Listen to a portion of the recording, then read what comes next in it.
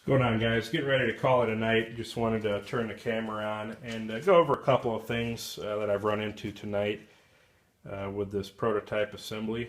And as with anything that a person designs, sometimes you run into some oversights, some issues that you didn't really foresee. And found yet another little design flaw or design oversight while putting these work rest tool arms together. And it's really not that big of a deal, just a minor inconvenience, just like the other couple of things we've had to change up. The first one being, the height of this little crossbar. If you guys remember, if you follow along, it was too high to let this pivot plate clear, and it was creating a pinch point. That was easy to mill down, shorten up. That'll be taken care of with any future designs. The other issue was this crossbar here, or what do we got? 5 crossbars for the tool arm slots. They were a little bit thicker than design spec, which I should have known. And we just had to mill those down to match design spec. That wasn't a big deal. And now I've found yet another oversight with these flat platen adjustment knobs here, in that they're right in the way of my tool arms for any work rests or other accessory I decide to put in here. Now obviously, this one's in here, it's in the second slot right underneath, which is where it'll probably be a lot of the time. That's all well and good, but the clearances are really tight, and I lose my ability to pivot back more than about, 5 or 10 degrees. And I can still pivot forward, almost all the way, but it's only about 45 degrees right there. Not that I'd probably ever have to go more than that with a table in there. But, that's really not acceptable in my mind. So, the other thing is, if we wanted to lower it down one more for whatever reason, it's just right in line with this third tool slot. And while it will fit, in this bottom one all right, that really limits the versatility that I had in mind with the 4-slot grinder. The other thing, which I already knew was a consideration, but if you're using the top slot and the bottom slot, especially for this flat platen, probably even more so, with a contact wheel or something a little shorter, your belt's going to travel right in the path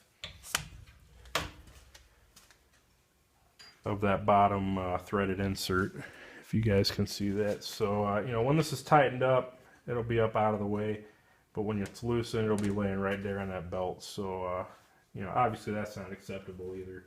Now, we could go to the other side, but with these adjustable handles, they start getting in the way of the uprights. You got to make sure they're out of the way. I can use one of these, they'd be fine. Still a little tight, on this side, but it'd be fine on the other. But that's just going to have to be something to keep in mind, depending on what accessory you have here and what you need to do with tool arms.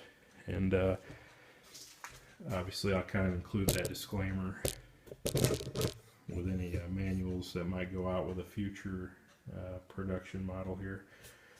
But the question now becomes, how are we going to address this? How are we going to fix it? And, there are a couple of options. Obviously I can do just about anything with a redesign for future models. For one, I can remove these quote-unquote milled slots. They're actually water jet, not milled, but remove these slots and just make threaded inserts so that these studs will come in from the other side, and then I can just put through holes in the brackets or mill the brackets out. The problem with that is either I'm going to have to completely remove these knobs then to take the platen off, or if I mill these brackets out and can still slide it off, then these are just going to be loose and vibrating. And as I'm slack belting and running the machine, they're either going to tighten up or loosen up and fall out. And, that's a minor inconvenience, but it is an inconvenience. So then the other option I was thinking about was moving these spacers that I made, swapping them out with these other bushings to where you know, my center lines will stay the same on the wheel. It's still the same amount of space from the tool arm, but this frame will be spaced off of the tool arm, you know, 5/16 or so of an inch, and that'll give me enough room to have one of these hex bolts. Let's see. I'm going to just take this off.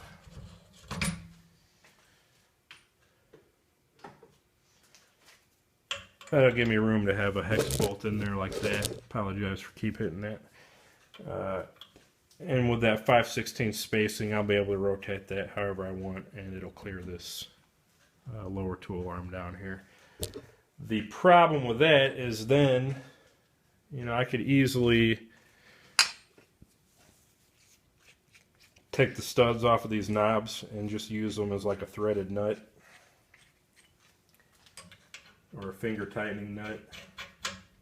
So it looks something like that, and you know, it's sticking with the flat platen bracket, come in and out like that.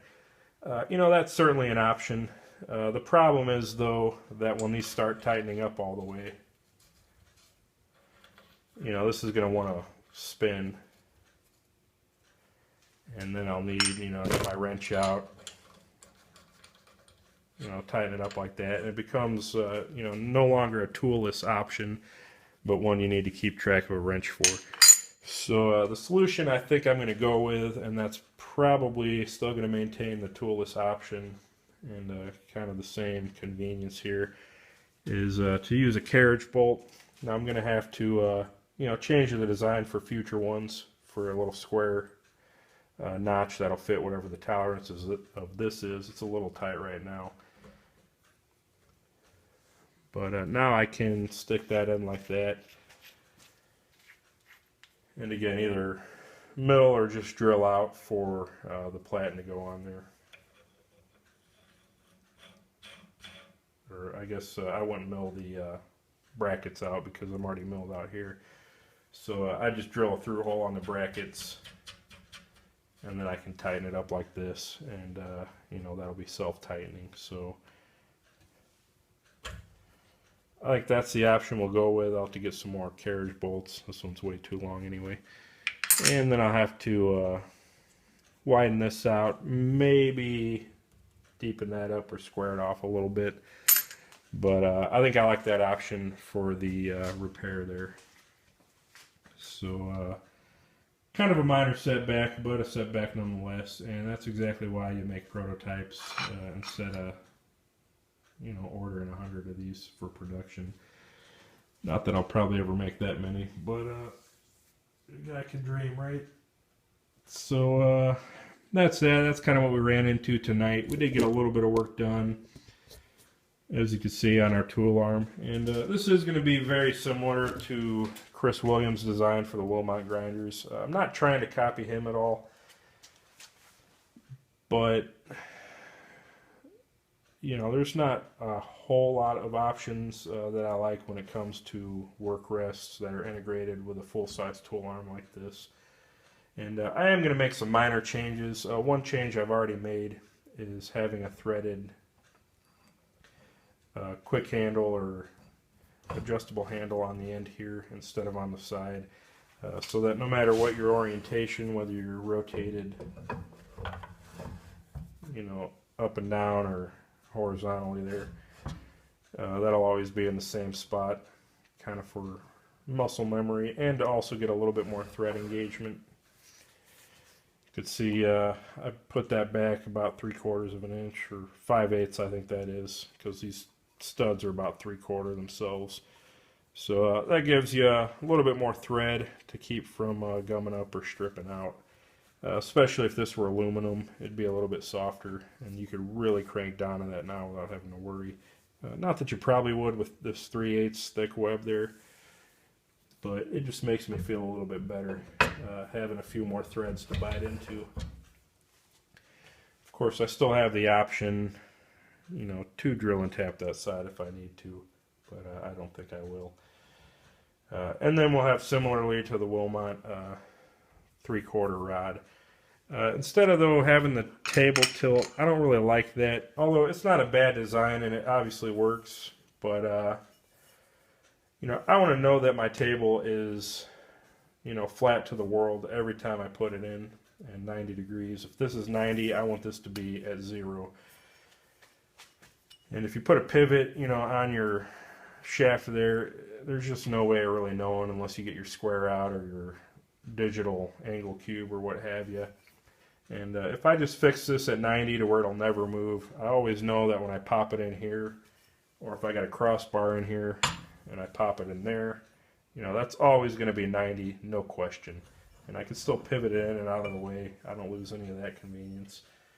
The only thing I lose is the ability to pivot the table, you know, like the Wilmots. So what I'm going to do to address that, it'll probably take 1 or 2 extra pieces. But I think I can just modify, you know, the existing crossbar like this. You know, I have a through hole here for the rod, but I'll also put one lengthwise. And then this will pivot like so.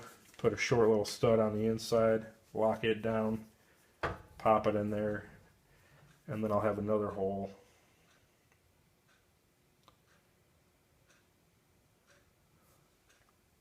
You know, right about here with another little knob to adjust up and down, and then that'll let me rotate along this axis like I need to. And if I need clearance, you know, I can go in, I can go out, and I think that'll be still a pretty good option. Hopefully that was all in frame.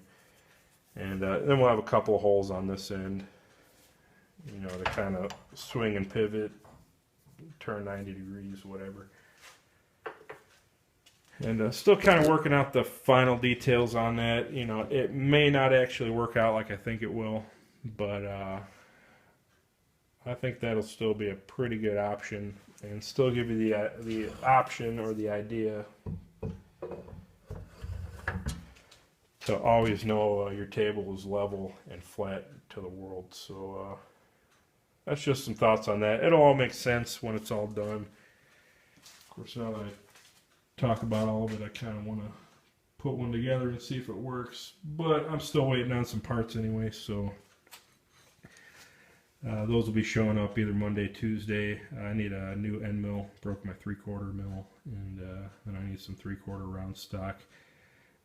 Also got some PVC rod coming in. I'm going to maybe make some small wheels, not for this grinder specifically, but just to have, and it's not something I ever will plan to include, but that'll be another little project video maybe to show you guys.